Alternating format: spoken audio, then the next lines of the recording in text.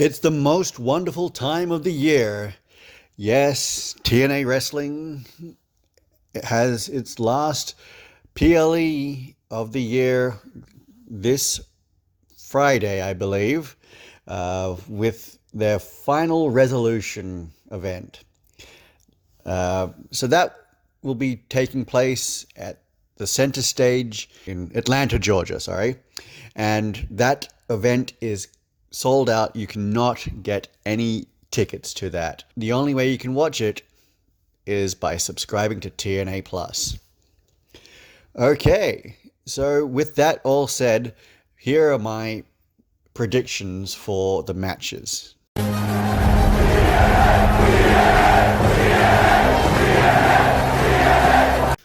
This is Sudden Impact. So we'll start off with the pre-show matches, or the countdown matches as they call them.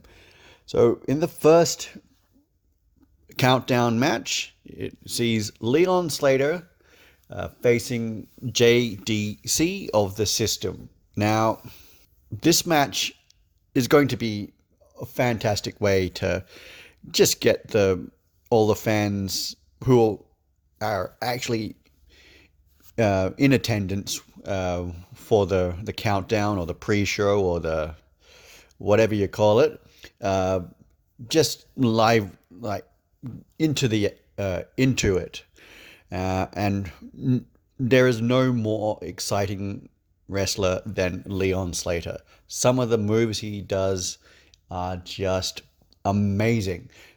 No one else can do them. And JDC is just part of the most hated group in TNA at the moment. So he will generate some massive amounts of heat as well. Who I see winning is... that's a tough one.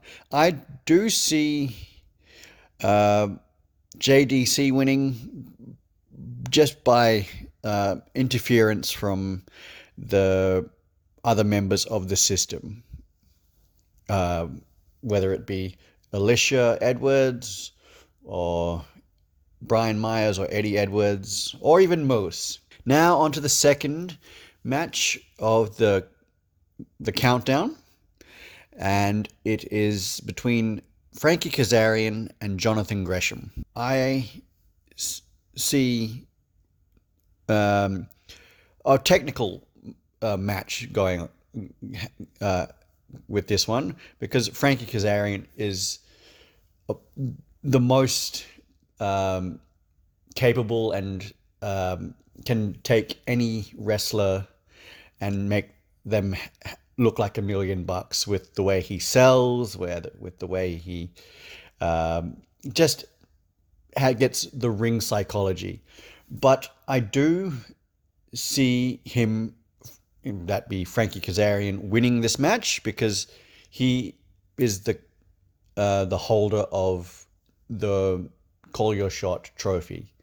Now, and if you have like something like that and you're having a match at one of the events, I believe you should be winning that match. I don't know by what means, but given that he is a heel, Frankie Kazarian, I see him using some dirty tactics to win the match. All right, on to the main card. So I'm just going to go through these matches in no particular order. Ace Austin versus Trent Seven. Now, Trent Seven and Ace Austin have been at loggerheads, or having a bit of a rivalry of late, mainly because Trent Seven and Hammer Something have been going after the tag team champions of the Hardys, Matt and Jeff, and Ace Austin was also involved in that feud as well. So I think this is the way to blow off that match and take these two out of the tag team championship feud, or move them to the side, basically, and give the Hardys and Hammer something more airtime to actually develop their rivalry and eventual tag team championship match down the line. So with this match, again, I see Trent Seven winning by some very dirty tactics. Now, I don't know if that will be by interference or just by other heelish tactics like a low blow or um, thumb to the eye, or just basically cheating to win. Um, but I do see Trent Seven winning this match. So the next match would be, well, Jordan Grace versus Rosemary. Now, Rosemary has been shown to be stalking, or that's what it seems like, Jordan Grace on the last episode of Impact, or when Jordan Grace was competing in the match. Rosemary was watching her from the rafters, basically, and it was a little bit unsettling. I'm not sure if this would be Jordan's last feud, because there are rumors that she would be heading to WWE NXT early in the new year. So maybe this match would be either her last match or her last feud in the company. I do see.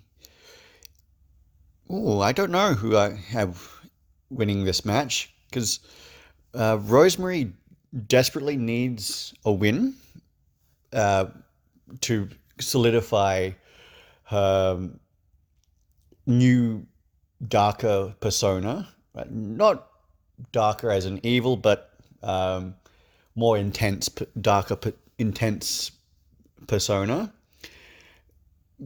But also, I think it would be a good way to give Jordan Grace the win before she moves on to NXT, if she does end up going there. All right, so the next match is the first championship match of the night, and it is a singles match for the TNA X Division Championship between champion Moose and the winner of last week's Impact number one contender 5-way match, Kushida.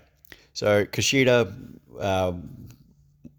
won that match against opponents Ace Austin, Trent Seven, Leon Slater, and JDC. I see Moose winning this championship and using the championship as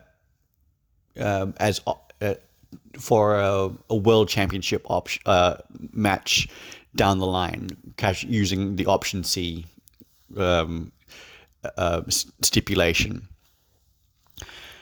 But yeah, so I see him winning this match. I definitely think that Kushida will give Moose a bit of a fight in this match, because Kushida is a very tricky wrestler to get a handle of. But I believe that Moose would overcome this initial challenge and just get the dominant win. Now, the second championship match of the evening is for a tables match for the TNA World Tag Team Championship. Now, I mentioned this earlier, the tag team champions, the Hardys, and they are going against the System, represented by Brian Myers and Eddie Edwards, accompanied to ringside by Alicia Edwards. Now, this would be one of the matches of the night, uh, but I still see the Hardys retaining their championships, even though it is not a match that they are more comfortable with. I think they are more comfortable with a ladder match or um, any match that involves like high risk, high flying moves. Not so much tables, but I still see them getting the win because, given their history with like having tables matches um, in like against Team 3D in the past as well, and also Edge and Christian as well. The next match is the four-way match to determine the number one contender to the TNA World Championship at the Genesis pay-per-view. Now, this match features the wrestlers Joe Hendry, Josh Alexander, Mike Santana, and Steve Macklin. Plain and simple, Joe Hendry wins. Yeah. All right. No. Joe Hendry wins and goes on to challenge Nick Nemeth for the World Championship, or the winner of the championship, the World Championship match later this evening at the Genesis pay-per-view. So Josh Alexander, he's basically said that once February 15 hits, he is going to enter the free agency and just see what offers he gets. So I believe that he is well and truly earned the right to actually do that and just shop around and see what offers he's getting from the other companies. Mike Santana, I still believe he isn't. Well, I don't. He is definitely a main event caliber wrestler and a future world champion, but I just don't think it is in this match.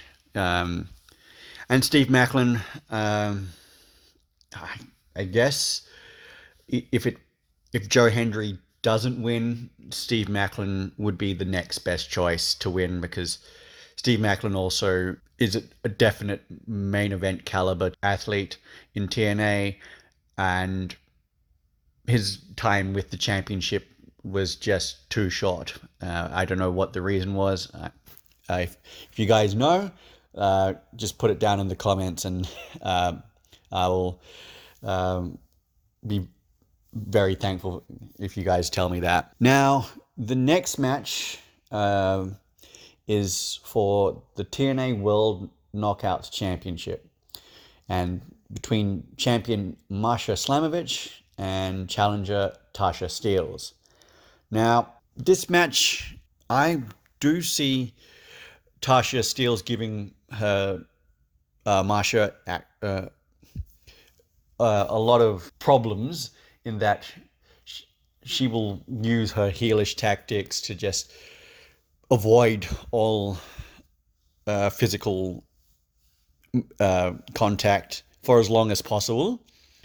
But when Masha eventually is able to get her hands on Tasha Steelz, I believe that she will just dominate her as well.